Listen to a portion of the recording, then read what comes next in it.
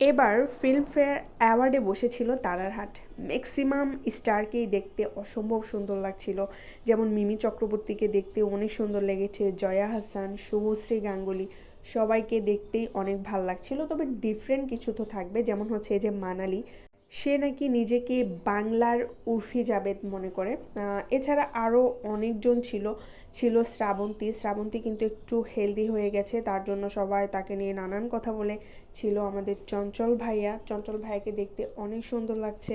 আরও ছিল মিথিলার স্বামী সৃজিত। তবে সৃজিত ছিল সমলতার সাথে। আসলে স্বামীরা কিন্তু অন্য মেয়ের সাথে থাকতে একটু মনে হয় বেশি পছন্দ করে, তাই না?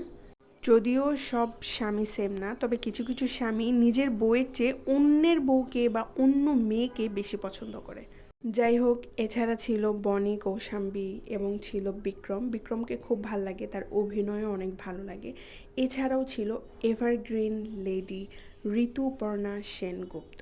সো ভিউয়ার্স, আপনাদের এদের মধ্যে সবচেয়ে বেশি সুন্দর কাকে লাগছে কমেন্টে জানাতে ভুলবেন না।